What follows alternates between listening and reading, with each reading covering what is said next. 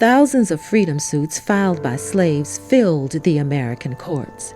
From Maryland to Missouri, from Louisiana to New Jersey, Massachusetts, and New York, whole families sued for their freedom. More than half succeeded. Those who lost were determined to seize their emancipation, if not in the courts, then by other means. Mary Bell's petition for freedom will now be heard. What evidence do you present, counsel? Your Honor, may it please the court, we call Dr. McWilliams.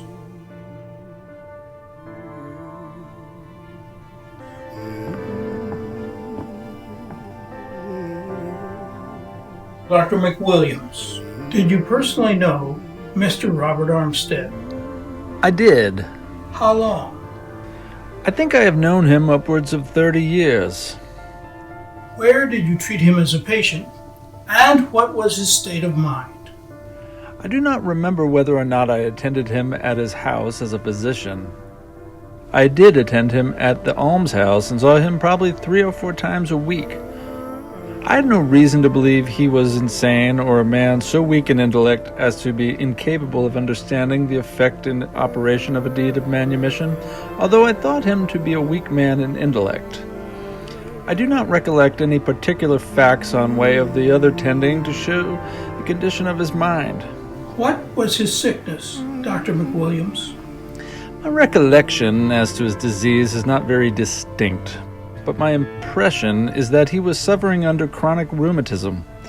The tendency of chronic rheumatism is not to impair the mind. I never gave any special attention to the state of his mind at the time.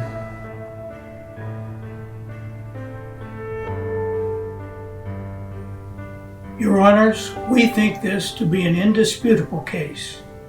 Mary Bell has a certificate of freedom issued and sealed by the Register of the City of Washington 4 years ago. And of course, Robert Armstead's deed was notarized and witnessed.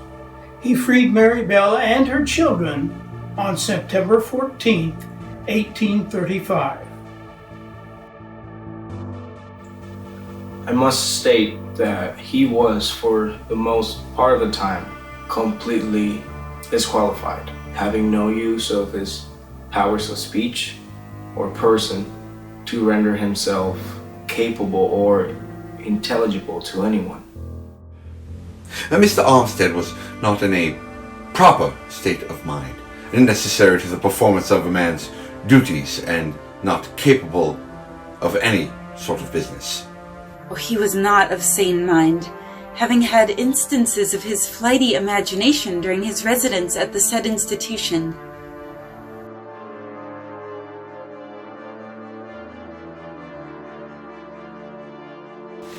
How find you?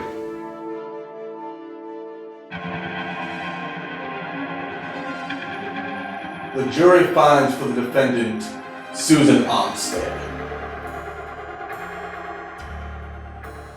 Your Honors, this is an outrage. We move for a new trial.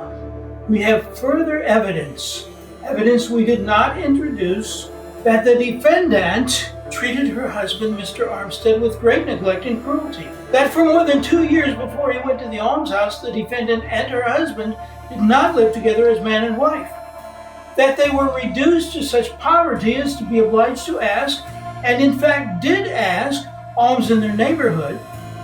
That before his death, Mr. Armstead was begged and solicited by the defendant to revoke the deed, and that he uniformly and steadily refused to do so, declaring he had made the deed of his own accord.